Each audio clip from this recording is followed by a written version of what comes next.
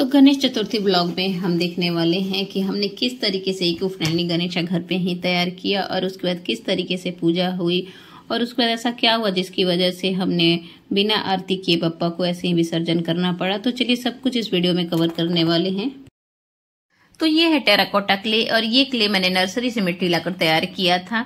तो यहाँ पे कुछ इस तरीके से मैंने गणपति बप्पा को तैयार किया था। अंदर से बिल्कुल खोखला रखा था ताकि इनमें क्रैक्स ना आए, क्योंकि अक्सर होता है कि ज़्यादा हम थिकनेस रखते हैं तो क्रैक्स पड़ जाते हैं। तो कुछ इस तरीके से मैंने बनाने के बाद इन्हें एक दिन के लिए कवर करके रख दिया था। उसके बाद मैंने काफ़ी अच्छे से चिकना किया था।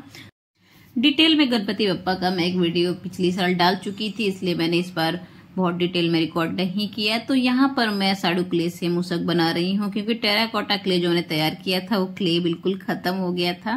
तो यहाँ पे साड़ू क्ले से मैंने यहाँ पे मूसक को बनाया है, जो कि अच्छा भी है क्योंकि इनका कलर थोड़ा ब्लैकिश है।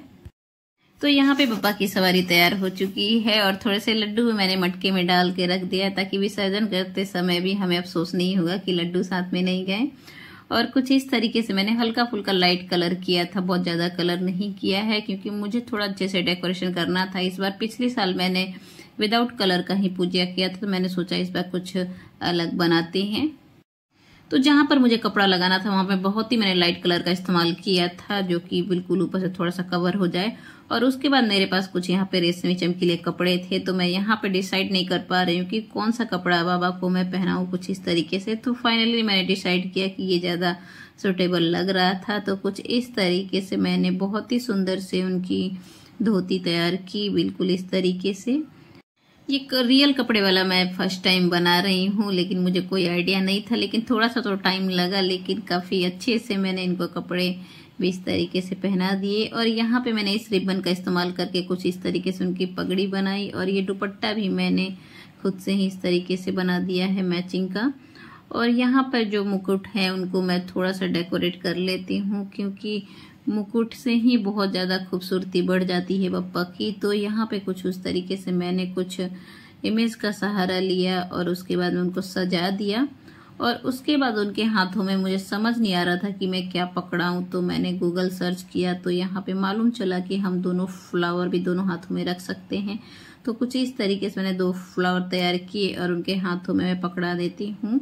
पूजा वाले दिन मैं इनको फ्रेश फ्लावर उनके हाथ में रख दूंगी। अभी के लिए मैंने इनमें के हाथों में ये फ्लावर रख दिया है। यहाँ पे छोटा सा मैं मोदक बना देती हूँ।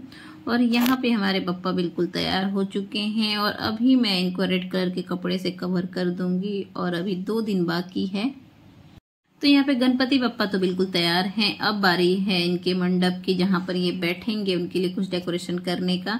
तो मुझे कुछ हाइट देना था, मुझे समझ नहीं आ रहा था, तो मैंने एक बक्से का यूज किया और इस तरीके से उसे कवर कर दिया। और उसके बाद मैंने पीछे कैरम बोर्ड लगाकर इस तरीके से मैंने बैकग्राउंड में सजाया, क्योंकि मुझे समझ नहीं आ रहा था कि मैं क्या करूं। और बहुत सारे दीवार पे कील लगाना भी मुझे अच्छा नहीं लगा। तो यहाँ पे कुछ इस तरीके से मैंने 13 रुपीज के इस तरीके से मैंने माला खरीदा था और उसका ही मैंने इस तरीके से लटकन तैयार कर लिया। आप लोग देख सकते हैं काफी सारे मैंने लटकन बनाए और काफी ज्यादा ये बजट फ्रेंडली है। इसकी प्राइस मात्र 13 रुपीज है। तो झटपट से मैंने कुछ इस तरीके से इसे सजा दिया, आप लोग देख सकते हैं। थोड़ा बहुत ये अच्छा लग रहा है, वैसे मेरे मन मुताबिक बिल्कुल भी नहीं डेकोरेट कर पाई हूँ, क्योंकि सिर्फ 1 दिन बचे हुए हैं और काफ़ी सारा भी काम बाकी है। तो कुछ इस तरीके से मैंने पीछे थोड़ी सी लाइटिंग कर दी है और यहाँ पे उनकी चौकी भी लगा देती हूँ। और यहाँ पर मुझे उस साइज का बिछाने के लिए एक सुंदर सा कपड़ा चाहिए था, तो यहाँ पर मैंने बहुत ही एक सुंदर सा सिल्की कपड़ा तैयार किया और इस तरीके से मैंने डाल दिया। तो यहाँ पर बप्पा का चौकी बिल्कुल तैयार है और इसी पर हम इनको बैठाने वाले हैं। अब वो दिन आ ही गया जिस दिन का हमें इंतजार था, और आज है चतुर्थी। और आज के दिन इस तरीके से मैंने बप्पा को मेन डोर से एंट्री कराया, उनके पाँव धोए और इस तरीके से मैंने उनकी थोड़ी आरती की। वैसे तो टीका उनको नहीं लगाया मैंने, क्योंकि वो भी कवर थे, उनकी पूजा अभी तो स्पेशल बाकी थी। तो इस तरीके से कुछ हमने लाके उनको बैठाया। कहते हैं बच्चों के हाथों से काफ़ी शुभ होता है, इसलिए मैंने भी अपने बेटे से ही उनको इस तरीके से यहाँ पे बैठाया था।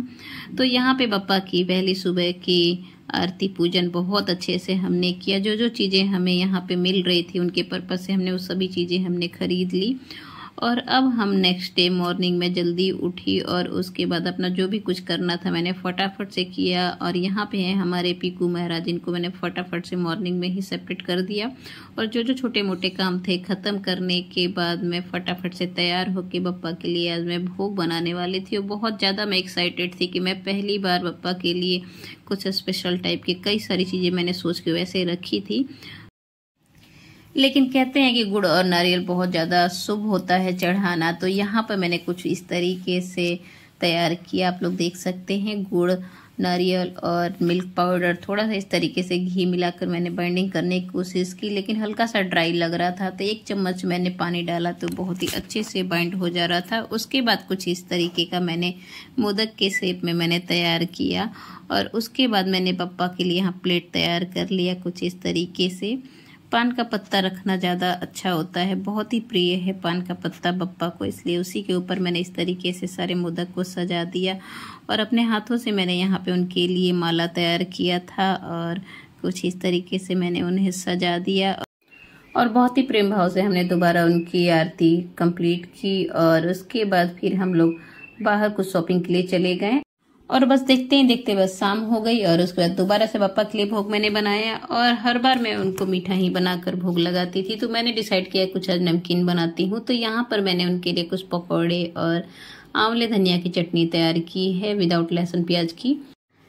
तो सेकंड डे तो इसी तरीके से बीत गया और थर्ड डे आ गया। और उस दिन भी मैंने बप्पा के लिए इस तरीके का कुछ बूंदी और नारियल के मोदक बनाए कुछ इस तरीके से। और बहुत ही अच्छे से हमारा तीसरे दिन की भी शुरुआत हुई। और उसके बाद कुछ ऐसी न्यूज़ हमारे गांव से आई जिसकी वजह से हमें बप्पा के बिना भोग आरती किए ही हमने जल्द से जल्द बप्पा का विसर्जन का प्लान किया। और 3:45 तक हमने उनका विसर्जन बहुत ही सिंपल तरीके से कर दिया, जो कि अपने टेरेस पे ही हमने उनका विसर्जन किया। हर बार की तरह हम वैसे ही पानी में गंगा जल, दुर्वा और फ्लावर डाल के हमने उनका विसर्जन किया कुछ इस तरीके से। और इसका पानी हम अगले दिन सारे पौधे में डालेंगे। और हमने कुछ ज़्यादा हवन वन कुछ नहीं किया, जस्ट छोटा सा कपूर जलाया और एक सिक्के के साथ बप्पा का हमने विसर्जन कर दिया। क्योंकि हमारे यहाँ किसी की डेथ के बाद काफ़ी दिन पूजा नहीं होती है, तो इसलिए हमें सब करना पड़ा। वैसे तो बप्पा के जाने के बाद काफ़ी ज़्यादा सूना सूना लग रहा था, लेकिन क्या करें, ये तो हर बार का है।